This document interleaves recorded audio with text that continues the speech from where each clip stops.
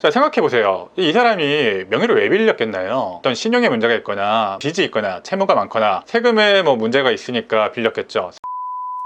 네, 안녕하세요. 실전 법률을 알려드리는 현변입니다. 제가 변호사잖아요. 제가 변호사니까 주변 지인분들이 저에게 어떤 일이 있을 때마다 자주 연락이 좀 오세요. 이런 거 어떻게 해결해야 될까? 또 어떤 사업을 하시면서 이런 거를 좀 해보면 법률적인 리스크가 없을지 물어보시는 분들이 좀 많이 있고, 저도 그때 좀 답을 좀 해드려요. 제가 이번에는 아는 동생이 전 전화 와서 그러더라고요. 아, 형, 내가 아는 사람이 이번에 사업을 크게 하는데 명의만 빌려주면 월급 명목으로 꼬박꼬박 돈을 주겠다고 하네? 이거 하면 무슨 문제 있을까요? 자, 제가 어떤 법률적인 리스크를 그래도 미리 예측을 좀 해주고, 이런 경우에는 이런 문제가 있다, 이런 문제를 좀 대비하면서 좀 사업을 좀 진행해라, 일을 좀 진행해라 라고 말씀을 드리는데요, 이런 경우에는요, 내가 이름을 빌려주고 그에 대한 대가로 어떤 돈을 받는다? 이거 같은 경우에는 도저히 진행하라고 말을 할 수가 없었어요. 좀 뜯어 말렸습니다. 자, 우리가 우리 이름을 빌려주는 것에 대해서 그 리스크를, 그 위험성을 잘 모르시는 경우가 되게 많이 있어요. 이번 경우도 그런 경우죠. 저도 현재 제 이름을 걸고 법률사무소를 운영하고 있는데, 이 이름을 건다는 것 자체가 때로는 엄청난 책임을 동반합니다. 그렇겠죠? 기본적으로 이 사업이라는 게 리스크가 있잖아요. 리스크, 위험성. 이 사업이 잘 되면 좋은데 안 됐을 경우에 어떤 채무를 지기도 하고 빚을 지기도 하고 법률적으로 민형사상 책임을 지는 경우도 꽤 있습니다. 우리가 흔히 동업하지 말라라고 하는데, 동업을 했을 때 그럼 잘 되면 좋은데 이렇게 안 됐을 경우에 그런 빚을 지기도 하고 의의가 상하기도 하고 형사 책임을 지는 경우도 있기 때문에 동업하지 말라고 하는 거죠. 자, 동업, 가족이나 친한 사람들하고도 동업하지 말라고 하고, 동업하다가 손해도 있고 의상하고 이런 법률적인 책임을 지기도 하는데, 가족도 아니고 친한 친구도 아니고 그냥 아는 사람이, 또 동업도 아닌데 그냥 사업을 개인적으로 하라고 명의를 빌려준다? 자, 물론 이게 되게 달콤한 제안일 수는 있어요. 일을 안 해도 월급을 준다고 하는 게 참 달콤하긴 하죠.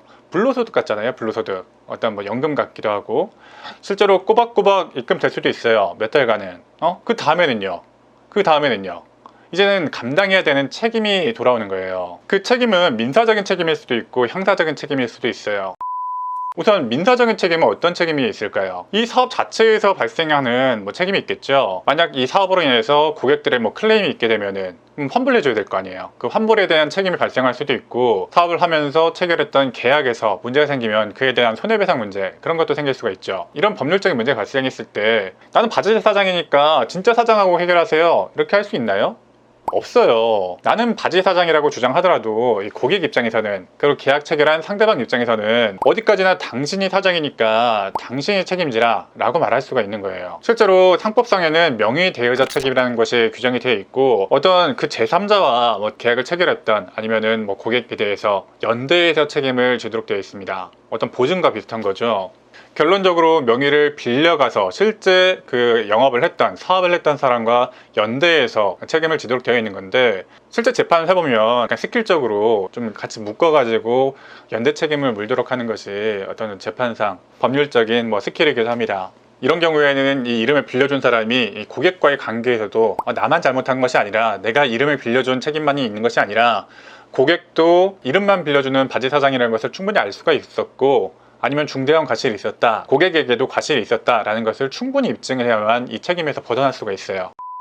민사뿐만이 아니라 형사 책임도 발생할 수가 있죠. 이것이 어떤 정상적인 사업이 목적이 아니라 어떤 범죄나 사기를 목적으로 이 사업자 등록이 되는 경우도 있어요. 이런 경우에는 그 형사 범죄에 같이 휘말릴 수가 있는 거죠. 정상적인 사업을 하다가도 횡령, 배임 이런 범죄에 휘말릴 수가 있는데, 애초에 이런 범죄가 목적인 사업자 등록을 하는 경우에는 굉장히 좀 난감해질 수가 있겠죠. 만약에 내 이름을 빌려간 그 사람이 내 명의를 범죄를 위한 목적으로 사용을 했다면, 그 명의를 빌려준 사람도 일종의 공범으로 처벌될 수가 있는 거예요. 만약 정말 억울하고 내가 처벌을 피하려면, 내가 공범이 아니었다, 내가 이름 빌려준 것도 어떤 다른 이유 때문이었다 라고 하는 적극적인 소명이 좀 필요해요.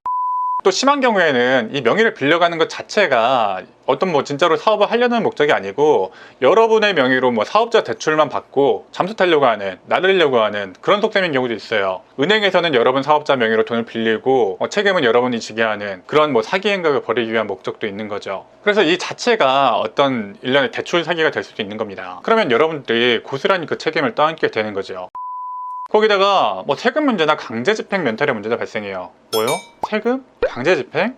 이게 무슨 얘기인가요? 자, 생각해보세요. 이 사람이 명의를 왜 빌렸겠나요? 이 사람 자신이 어떤 신용에 문제가 있거나 뭐 어떤 빚이 있거나 채무가 많거나 세금에 뭐 문제가 있으니까 빌렸겠죠. 세금을 좀 아낀다든지 포탈한다든지. 그러면 명의 빌려준 사람도 이것이 뭐 드러나게 되면 세금 포탈, 탈루나 강제집행 멘탈죄에 동조한 거니까 관련법으로 처벌될 수가 있습니다. 자, 이런데도 이름을 빌려주시겠습니까? 자, 이와 비슷한 사례로 대포통장, 뭐 대출 명의를 빌려주거나 뭐 자동차, 오토바이 명의 빌려주거나 하는 경우도 있는데 지금 말하다 보니까 이 내용도 너무너무 중요해요. 이 내용은 따로 또 영상을 준비를 좀 해보도록 하겠습니다. 자, 결국 정리하면 이렇게 명의를 빌려준다는 것 자체가 굉장히 좀 큰 법률적인 책임을 수반할 수가 있으니까 절대 함부로 명의를 빌려주면 안 되겠다. 뭐 관련법상 처벌될 수도 있겠다. 이런 사실을 좀 알아두시면 좋을 것 같고요. 여러분의 이름에 어떤 불미스러운 책임이 따르지 않도록 주의하셨으면 좋겠습니다. 자, 오늘도 저는 실전 법률을 알려드리는 현변이었고요. 오늘도 사기당하지 마시고 좋은 하루 되시기 바랍니다.